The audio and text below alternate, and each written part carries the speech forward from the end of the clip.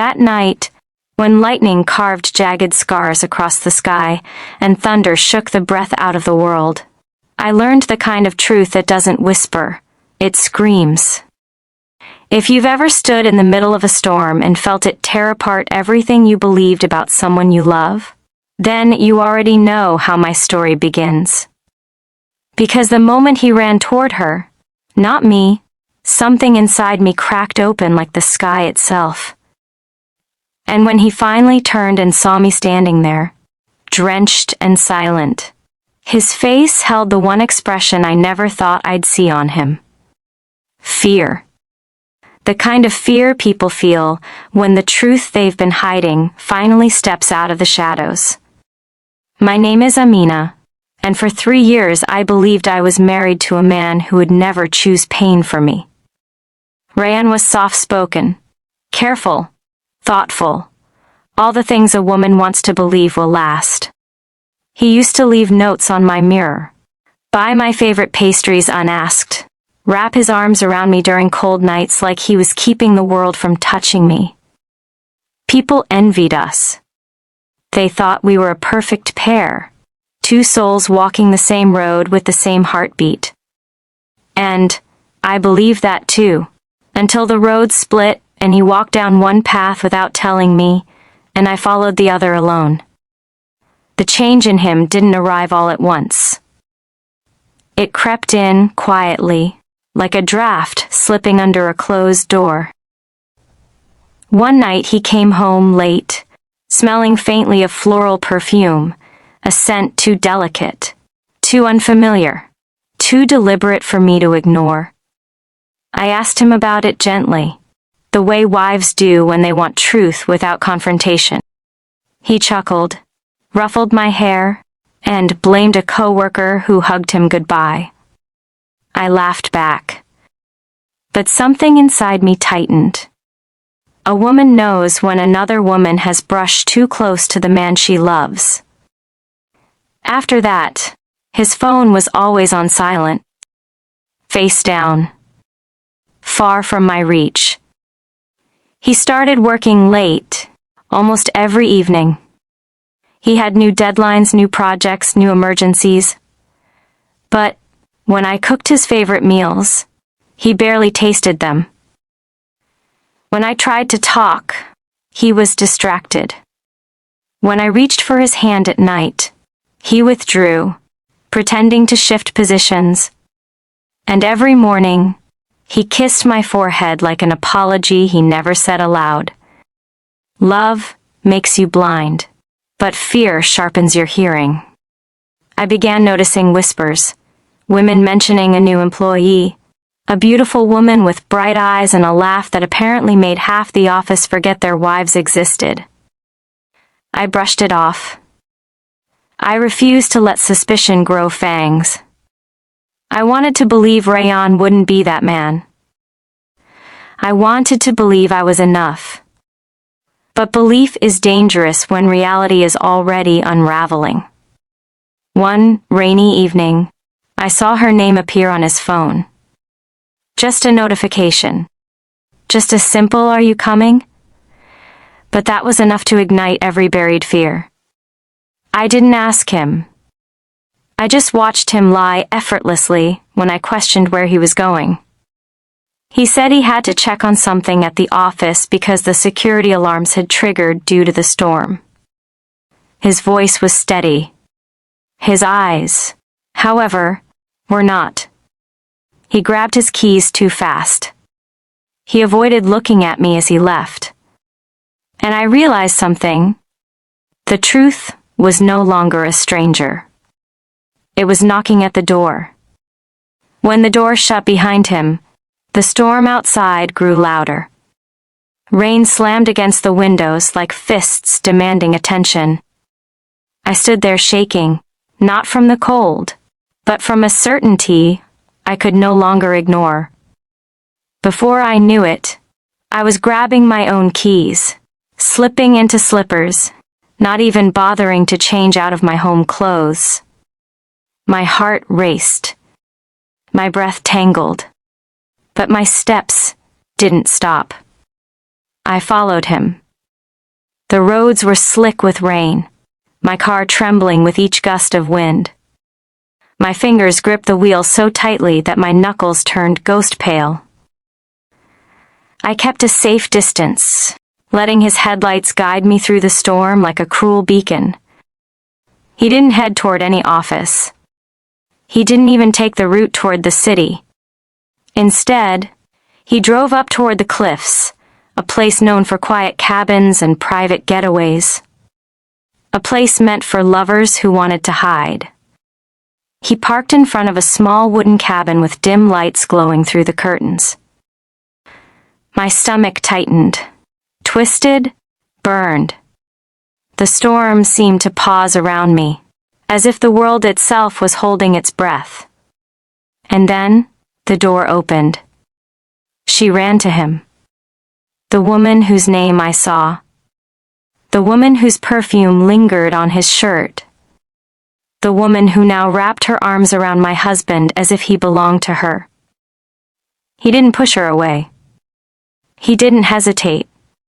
He held her face, brushed her wet hair behind her ear, and kissed her with a passion I hadn't seen from him in months. I couldn't move. I couldn't breathe.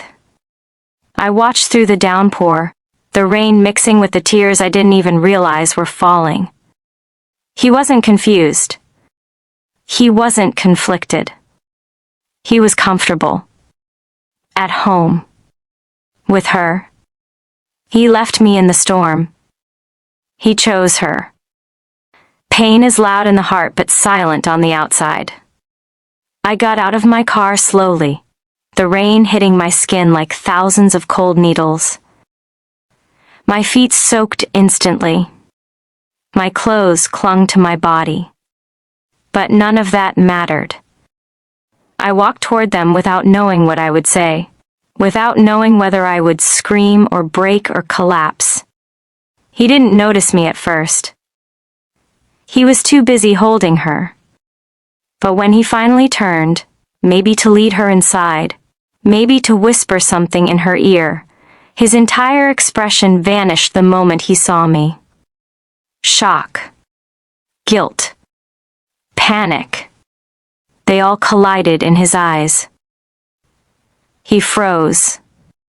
The storm swallowed the world around us, but his eyes were wide and clear with fear.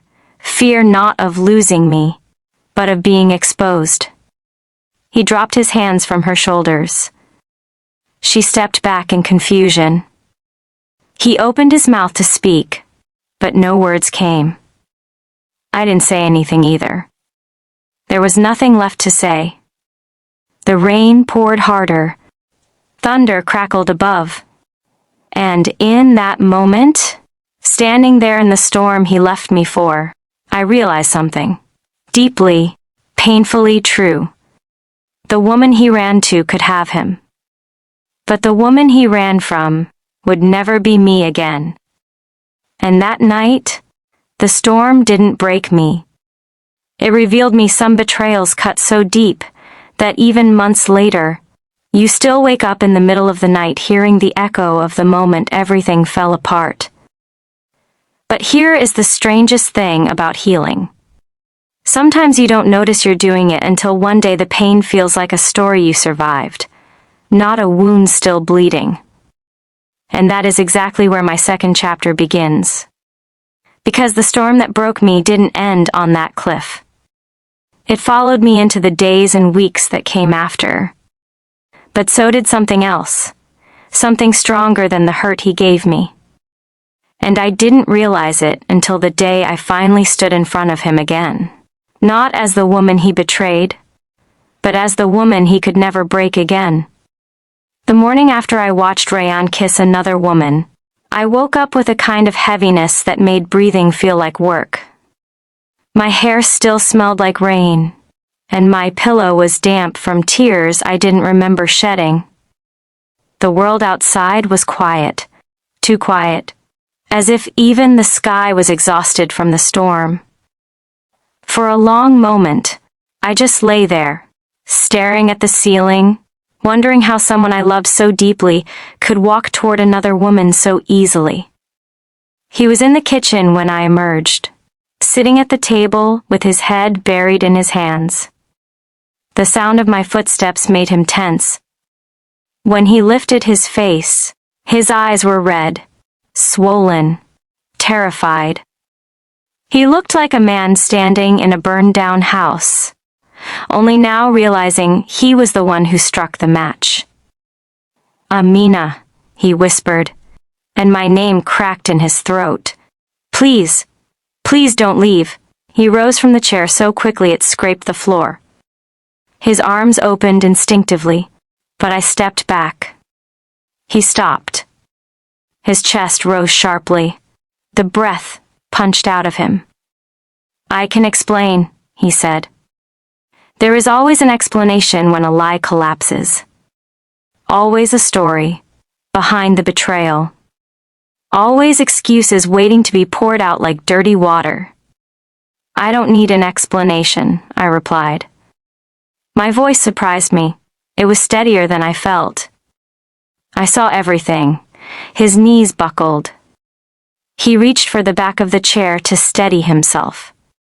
Words poured from him, messy, frantic, desperate. He said it was a mistake. He said it wasn't serious. He said it didn't mean anything. He said the storm confused him. The stress overwhelmed him. The timing was off. The situation was complicated. He said everything except what mattered. That he chose her. He cried. Hard. The kind of crying that comes when a man realizes the consequences of his actions do not care about his regret. But I didn't cry. I had done enough of that in the rain. I packed a bag while he followed me from room to room, pleading, begging, reaching, stopping himself from touching me like he knew his hands had forfeited that right. When I zipped the final pocket, he sank to the floor. "Don't go," he choked. "Please, I'll do anything." But he already did everything. He just didn't expect me to see it. I walked out without looking back. My sister opened her door before I even knocked. She didn't ask questions. She just held me while I trembled. Not from love lost, but from the shock of finding truth where I once found safety. For days I moved like a shadow. I worked quietly. I broke down quietly. I healed quietly. Healing, I learned, rarely looks like a beautiful transformation. Sometimes it looks like brushing your teeth when you don't want to. Eating a meal when you have no appetite. Sleeping through the night for the first time after weeks of nightmares. The first real change happened unexpectedly. I was standing in front of a mirror, brushing my hair, when I saw something new in my eyes, strength. Not loud, not fierce, but steady. A quiet, rooted strength that whispered, "You survived the storm. You're still here." Weeks passed. Ryan kept calling. Voicemails filled with apologies. Texts flooded with promises he couldn't possibly keep. He even sent flowers with notes that said things like, "I can't breathe without you." That kind of message used to melt me. Now it only made me tired. One afternoon, as I sat in a small cafe drinking the first cup of coffee I'd enjoyed in months, something inside me settled.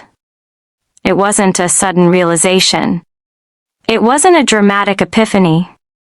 It was just a simple truth that finally felt real. I didn't want him back.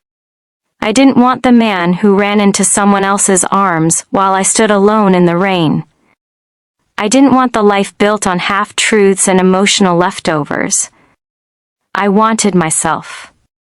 Weeks later, I decided to return to the house, not to reconcile, but to close the chapter.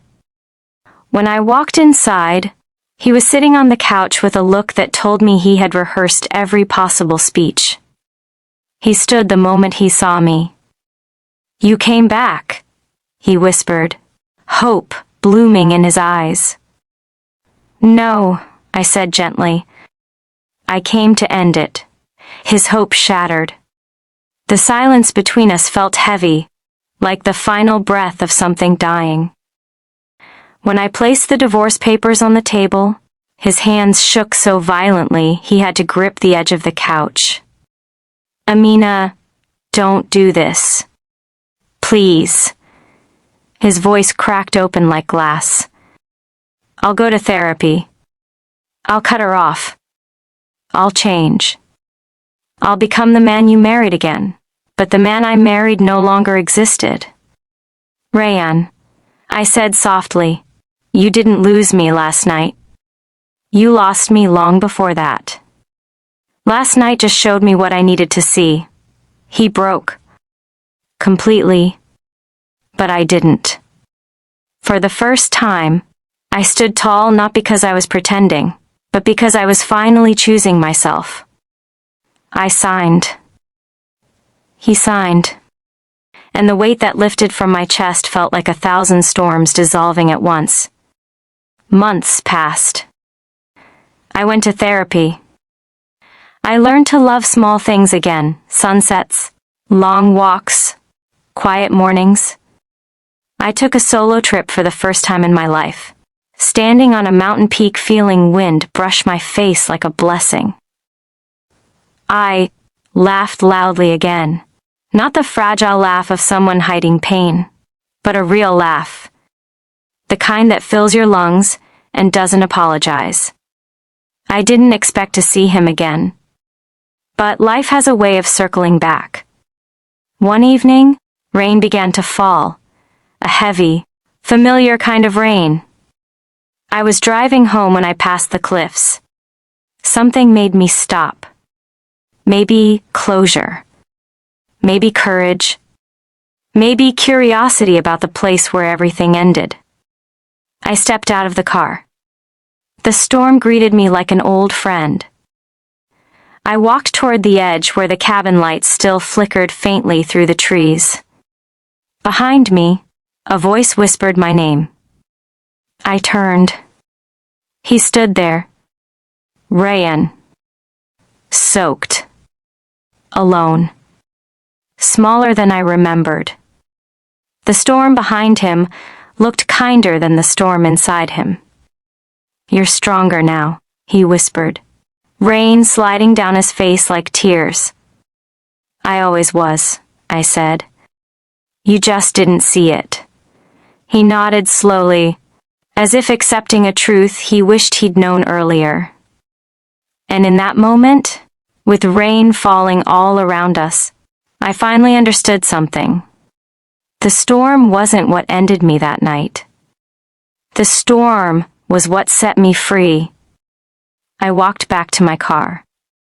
I didn't look back. I didn't need to. Because the woman who once stood in the rain broken was now the woman who walked away whole.